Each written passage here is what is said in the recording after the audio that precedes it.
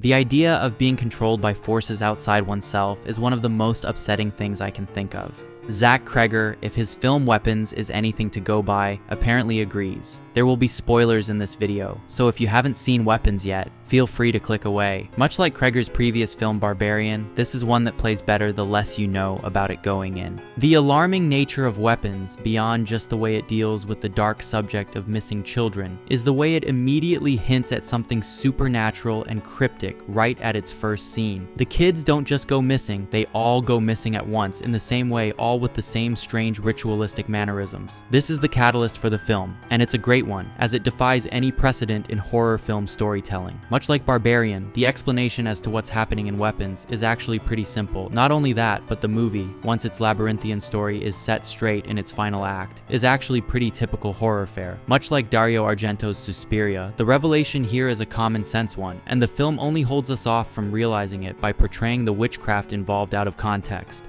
This makes sense, as witchcraft is an evil which works best when it happens under the cover of night, so to speak. Weapons, despite all its polish and artifice, is actually a somewhat accurate representation of what it would feel like to be a victim of a witch's evil, either directly or indirectly, especially because the characters are forced to go the bulk of the film without any understanding of what's happening at all. Much like the Blair Witch Project, the movie is more about being the victim of a witch's machinations than it is about the witch itself. The fact that we eventually do meet our witch character doesn't subtract from this, it only works to make the source of the plot's evil clearer once we near the film's conclusion. Many people have noticed the similarities between this movie and Magnolia. Many have even brought up Pulp Fiction, and this is understandable. The story takes place within a lived-in world, and it isn't just the writing which achieves this effect. The camera work as well does wonders to establish a sense of space, direction, and scale. All of the film's happenings happen within one neighborhood, and that neighborhood is filled with people who often witness the same occurrences but from different perspectives, with context added or removed,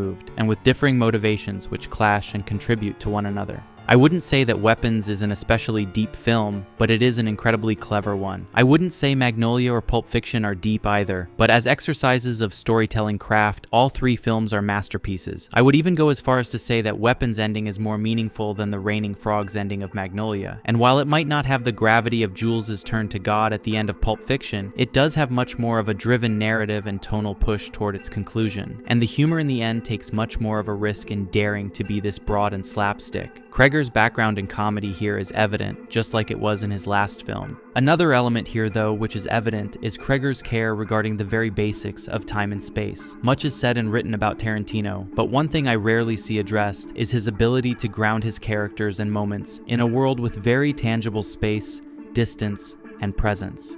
This is most notable in his first three films, where the special relations between characters are emphasized by the frame and camera work itself. Mr. Pink waltzes out of the warehouse during the infamous torture scene. The music deadens, the world becomes normal, unremarkable and peaceful until he turns back, waltzing back into the moment. Butch sneaks through vacant lots, ducking through busted fences, sneaking slowly through his apartment complex, feeling secure enough within when he's alone with the silence of the space for a snack. Then he realizes that someone is waiting for him in his bathroom, so he stands adjacent to that bathroom, using the tightness of the space to his advantage. When Melanie follows Lewis through the parking lot, berating him with every step toward their vehicle, well, you get the picture. Weapons uses these same techniques, but does so in a world where events are often seen from multiple angles, creating an interwoven series of time-space bound relationships. Fittingly, at the center of these events, symbolically if not literally, is Alex's house. The world goes on outside of it, while horrors that are central to the plot sit secluded within. It's also fitting then that the world outside is clearly photographed, with the weather and climate mirroring that clarity. It's a world so open and easy to behold that its mysteries become all that more enigmatic and frustrating. Everyone is looking for answers that the open air shouldn't be able to hide, yet it does. Beyond Tarantino then, again, Magnolia is a prime influence here. Most people feel this intuitively, but I think the reason for this intuition is in the fact that Magnolia is a film about flawed characters sharing a flawed world, all tied together through its absurdities, or even through a single central absurdity.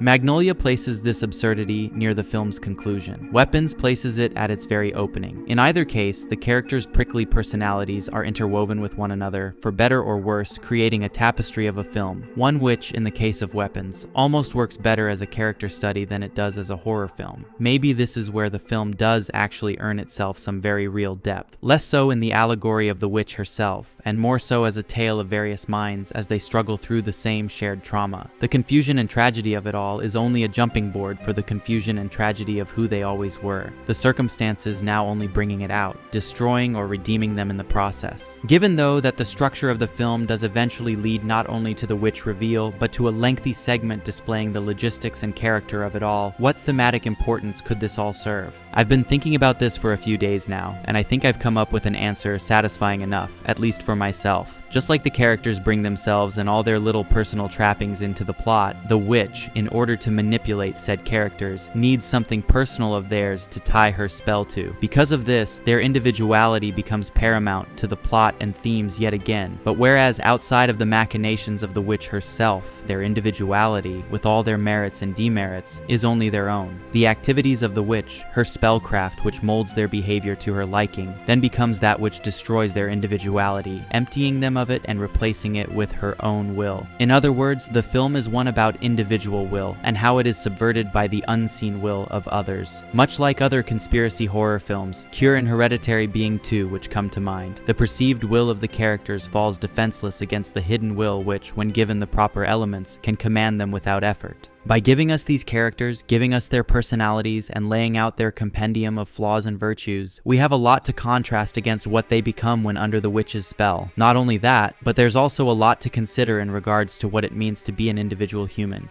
Some of these characters are almost as much of a threat to themselves and others before falling to the witch's control than they are afterward.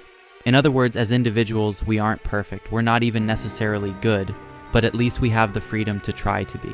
Once we give up that individuality and we allow our will to be subsumed by the will of another, it no longer is our choice, but the choice of those who control us as to how good or bad of a person we'll be. I don't think the movie does much with this premise beyond that, even though its title hints at more depth than we see. This isn't necessarily a complaint, as I wouldn't change much of anything about this film. I loved it the way it is. It's just interesting to note the depth it was clearly reaching for, and to see those thematic elements peek their head up every once in a while throughout the film's runtime.